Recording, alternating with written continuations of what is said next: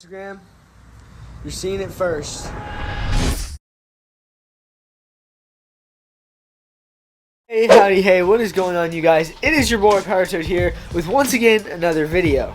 Now in today's video, we really aren't going to be in the reptile room for that long, but instead we're going to be spending most of our time in today's video outside. More specifically, over here by Blue, my blue iguana's cage. This is a video I know you guys have been wanting for so long now. A lot of you have been wanting me to do more videos and film more videos with my blue iguana Blue, which honestly, I haven't filmed a lot of videos. With Blue, my blue iguana. And being that summer is just around the corner and it is getting extremely hot outside, Blue the iguana is about due for a cage upgrade, or a cage clean out, I should say. Because this giant 6 foot by 7 foot cage is plenty of space for Blue himself to grow up in, and I want to kind of renovate it and make his cage look new. See, the bottom is about due for a good clean out, and the background just has a bunch of holes and other ugly looking parts of it. So a few videos back, I went to Callaway's, a plant store near me, and bought this humongous roll of coconut fiber. What we're going to be doing with this coconut fiber is basically pasting it or attaching it to the background of his enclosure. So we're going to get all these branches and whatnot out here and create a coconut fiber background sort of setup. It'll all make more sense as we kind of go further along with it, but I hope you can kind of get the idea. Then, along with creating a new sort of background for his cage, we're going to clean out the bottom and maybe add a couple of live plants as well. I think live plants will look better in the enclosure, kind of help the cage smell better too, which it doesn't stink too bad because I keep it fairly clean, but just having live plants in general is usually a huge benefit for reptiles. Now, to be quite honest, we have a lot of what we're going to need. We have the coconut fiber for the background, we have the staple gun to attach the coconut fiber, but we don't have a whole lot of live plants, and we don't have much dirt either. So we're going to need to get some new dirt and whatnot for the bottom here, and then some live plants, of course, for his enclosure. So what I think we're going to do is we're going to head to Lowe's or a local plant store or something like that and see what all they have, get what we need, and get what we can. So without further ado, I'll catch you at the next store.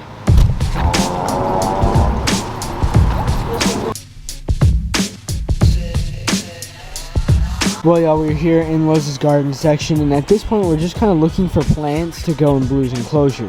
They've got a pretty decent selection, so once again I'm just going to kind of look around, see what I think would look best in his cage, and then I'm probably going to get one, maybe two larger plants, and then a few smaller ones. We're almost going to be building a sort of giant bioactive iguana setup, except some of it won't be bioactive. We're going to have to use some fake plants just to kind of help fill in the enclosure. Well, I'm eyeing one plant in particular. This guy right here looks really cool, and I might have to get this one. It's not super huge, but it does have a really cool tropical shape and some really nice colors on its leaves. So this may just be the first plant we end up getting for Blue's enclosure. So y'all, we have picked up 2 plants here and then 2 bags of mulch. Now this mulch I might be using on Blue's enclosure to kind of create a forest floor type layer. It's 2 bags of brown mulch, and they're on discount for like $1 each, so I figured why not? If I'm not able to use them on Blue's enclosure, then I'll just use them elsewhere. Well, y'all, we've gotten just about everything we're going to be getting here from Lowe's. We've gotten 2 bags of brown mulch, 2 really gorgeous looking plants, as you can see, and 2 pots for those plants. Also, 1 ugly little brother. I'm just kidding, John, I love you. Oh, okay. But yeah, we've gotten a few different things from Lowe's here. So without further ado, we're going to go ahead and check out and then head back home and finish setting up Blue's enclosure. Well, y'all, basically what we're going to do from now and for the next few minutes is start stripping his enclosure. So all this wood that's in the enclosure here, any branches or anything that is sticking out in this enclosure is going to come out. We're going to start stripping it out so that we can start adding our layer just like so. You can kind of see how we have the coconut fiber and then the branch coming out of it. And we've got a whole bunch of branches here. We've got some of his ropes, some more of his branches that we've just kind of been taking out. Once we get all these fake plants and all these branches out and get the cage stripped out pretty much empty, then we will start adding our background and everything else like that. Yeah, I'll catch y'all here in a second once we get everything stripped out. 3 hours later. We've gotten most of everything stripped out. We've still got these two giant branches, all the dirt and stuff on the bottom, and then that one annoying branch that we just cannot get out. But it is very, very empty in his enclosure, and it's also getting later outside, so I think we're going to pick up work out here with his enclosure tomorrow morning. So yeah, I'll catch y'all tomorrow morning. Well, y'all, it is currently the next morning. As you can see, our boy Blue is actually in the shed. Hi, buddy. Are you shedding? Are you shedding? Why are you shedding right now? Wait till we get your cage set up and then you can shed.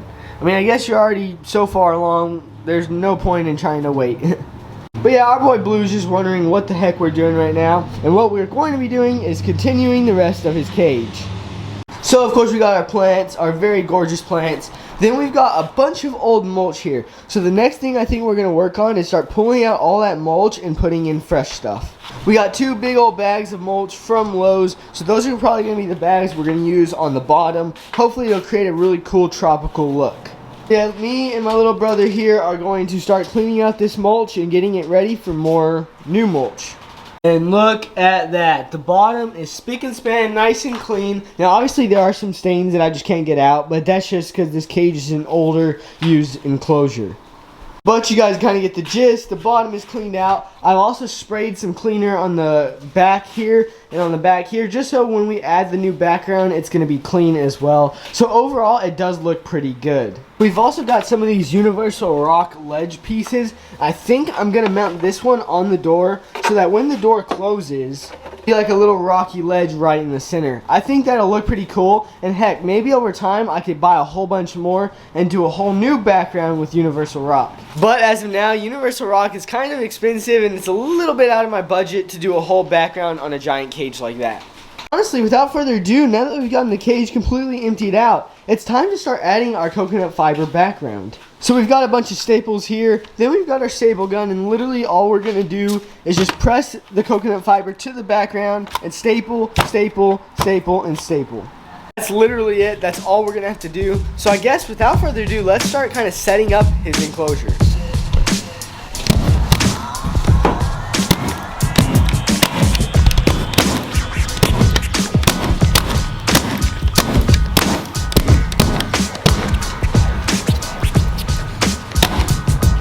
Well, y'all, this is the progress we have made so far on his background. I think it looks really good. Now, keep in mind, we still have to add the branches on his background and the fake rock ledge on his door. So we got this universal rock ledge, and basically, once again, what I'm going to do, I'm going to open up his door here, and I'm going to drill the ledge onto the background just like so. It'll make more sense which is actually on there.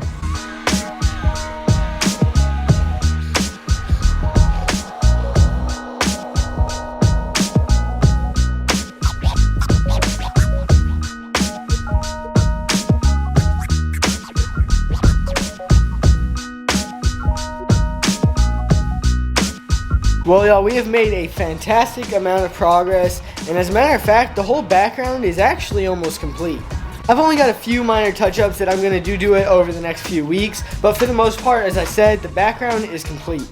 Well, y'all, here is the background. Look at that. It looks a whole lot better. A lot less of the green is showing. Really, the only green that's showing is from the trim around the door, which I personally don't mind. Then we've got our little rocky ledge in the background for Blue to kind of chill on and bask on, plus all of our new branches. Well, I guess all these branches were already there, but I took them out and kind of replaced them in different areas.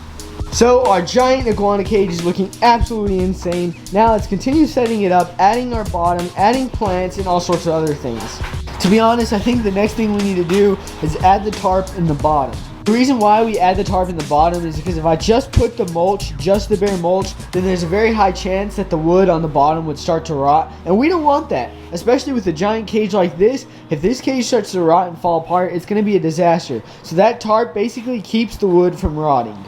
So basically we have our tarp on the bottom, then our mulch on top, then all of our plants, which I have rinsing off here. I had soaked them overnight in a cleaning solution, and now I'm rinsing them off with the water. So now they're nice and spick and span.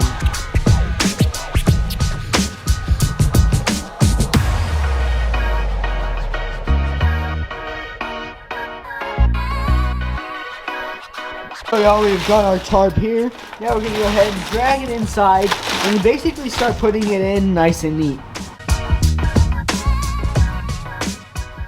Well, as you can see, our liner is in, spread out and folded around nice and neat. Now it's time to start adding the mulch for the substrate on the bottom. Just think, once we get our substrate in, our plants in, and our background in, the cage is going to look completed and fantastic. I'm honestly so excited about completing this rescaping of this cage, and to be honest, it's only taken me about 2 days or so not too long, but I have been out here where it's hot, doing a lot of work with this cage, kind of non-stop. It's not like I've been taking breaks. But hard work pays off, as you can tell, and we are almost done setting up this enclosure, and once again, it looks insane. And drop a comment down below and let me know, will Blue the iguana like his setup? Let me know down in the comments. I think he will once it's all set up, but you guys go ahead and once again drop a comment and let me know. But now we're going to take some of our brown mulch and just snap our fingers, and hopefully it'll be in the bottom. Well, here goes nothing, I guess. Whoa, well there you go, the mulch is now in, and look at how nice that looks. As you can see, if we come around the front here, this is kind of how it looks. It does look pretty darn decent. We've got the rest of the background, of course. It is really coming along. Now it's honestly time to just start adding plants. We've got 2 live plants that are going to be the main sort of plants in this enclosure. Then we've got a whole bunch of fake plants. Now we're probably not going to use all these, but we do have a bunch to use if we need to. Actually, before we start adding plants, we're going to add some rocks to the bottom of his enclosure.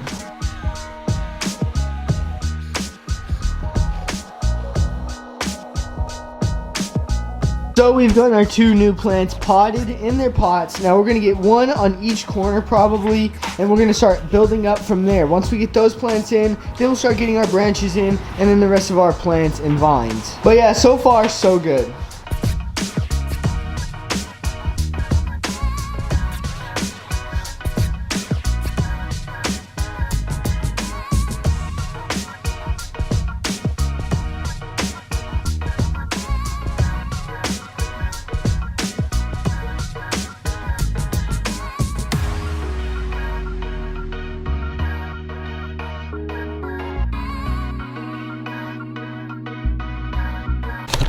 Well, y'all, Blue's cage is coming along fantastic. This thing looks way better than it did before. And we've only got a few more things to do to complete this setup. One of those things is we're gonna feed Blue, give him a bunch of nice good food, because Blue has literally been sitting in a plastic tub for the past 12 hours just chilling, and he hates it. He hates being controlled by humans. Like, he wants to be a free iguana. Obviously we can't let that happen, but I figured since we've put him through all this stress, we're gonna go ahead and treat him, and we're gonna get him a nice good salad so that when he gets introduced to his new cage, he has a good fresh meal waiting for him. And just like so, we've got a nice salad prepared for Blue, our iguana. We've got some collard greens in there, some spring mix, and a few apple slices as well. So we're gonna go ahead, take this right along this mess here of stuff, and set it right under his little feeding area. That's feeding area number 1. Get his next dish, take it along as well. This is his arboreal dish for feeding area number 2. It'll go right in that ledge, lock in, and he can come up on this branch and start eating once he's in here. Hey, Blue, you in there, bro? Your setup's done. Are you ready? Let's go outside. Come on, let's go show you your new home, okay? Buddy, do you see it? Do you see your new home? Look at that, guys. Blue is ready to go in his new setup. His giant 6 foot by 7 foot cage with all sorts of plants, live and fake. I do want to say real quick that over time, as I start getting more live plants, I will get rid of the old plants and put live plants where the fake ones were. But for now, I think this cage looks absolutely insane, absolutely fantastic. I think our boy Blue is going to love it as well. Alright, y'all, we got Blue. I'm pinching his arms down just so that he doesn't scratch me or freak out. But let's introduce him to his new home. Here we go. 3, 2, 1. Go free, buddy. Oh, whoa. What? Chill out, bro. Chill out. Oh boy. Blue is absolutely having a panic attack right now because he is a feisty little iguana. Well, let's close up this door before he can try to escape. So we're going to close up the cage here, close it up so that we can't have any iguanas escape. Boom, done. Well, he made his way into the water bowl, as you can see. He probably did that, just freaked out and jumped in. I'll let him find his way out from there, and we'll check up on him here in a few minutes.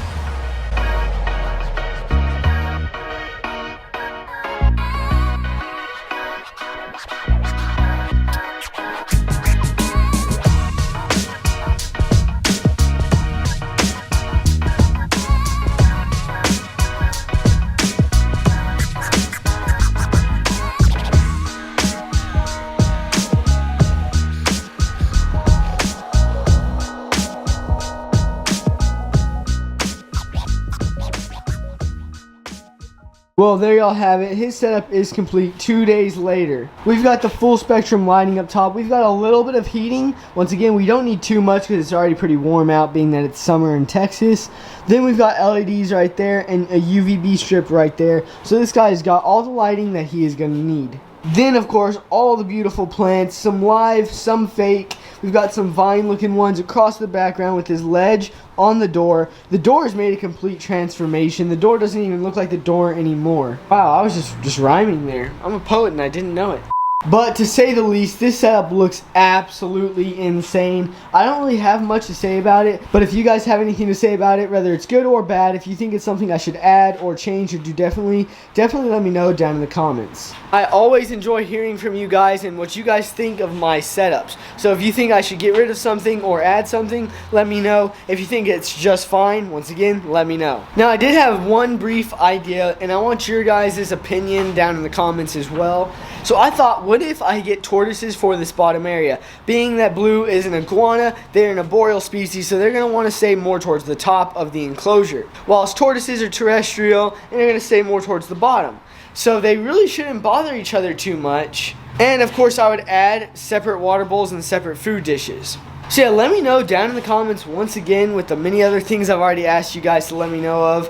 Should I get tortoises and try tortoises in the bottom? Maybe redfoot tortoises because they come from the same location as green iguanas. Let me know. I think that'd be pretty cool. I could have separate water bowls, separate hides and everything like that so that they won't bother each other. But it'll be a one giant communal setup. We'll have an iguana up top and tortoises at the bottom. Just let me know. I mean, heck, I already put that one little hide down there, but if I got a bigger one or a smaller one, all depending on the size of the tortoise, got a water bowl right there and a food dish right over here, we'd have a good amount of land for a tortoise to go, maybe a couple tortoises as well. And obviously the tortoises won't really be able to climb up to the top where Blue's at, and Blue probably won't go down to the bottom too much. If he does, it'll be to just swim a little bit or maybe eat some of his food. And then Blue's got his arboreal ledge as well, so worst comes to worst, I can always take that dish out and leave that one in. But yeah, that's basically it for today's video. I know I do a lot of talking in these videos, but I have to kind of explain myself and explain what's going through my brain when I'm building setups like this. And I figured a lot of you guys, and I mean a lot of you guys, have been wanting me to do more videos and setups with my iguana Blue here, so why not set up his cage, film the iguana himself, and let you guys know how he's doing. Which obviously he's doing fantastic. But for those of y'all who've wanted me to make a video on my iguana and his setup, here you go. You have an entire dedicated video to my iguana and his cage. But it is currently 7:02 or something like that. It is getting late. I am tired from setting up that cage all day long. So I think we're going to end the video here. If you guys did have any questions or comments or anything like that related to today's video, go ahead and drop them down below right now. After you guys have done that, make sure to like, comment, subscribe. You guys know the drill. Follow my Instagram, TheRealPowerToadYT, because I actually did a few sneak peeks on my Instagram before anybody on YouTube saw it. So yeah, follow my Instagram, TheRealPowerToadYT, to get sneak peeks on insane videos like this one. And with all that being said, I love you guys so much. Thank you for almost 3,000 subscribers. We just hit 2.9K at the time of filming this video. So as soon as we get to 3,000 subscribers, I will get ready to start filming a reptile room tour. But overall, I really do appreciate y'all's support. I mean, heck, we've got a lot going on for being 16 recently, just turning 16. And we've got a snapping turtle cage, an iguana cage, a whole room full of reptiles, 2,900 subscribers. I mean, we are going places, y'all. And honestly, a lot of it is because of you guys. But enough of me talking. I will see you all in the next one. Peace!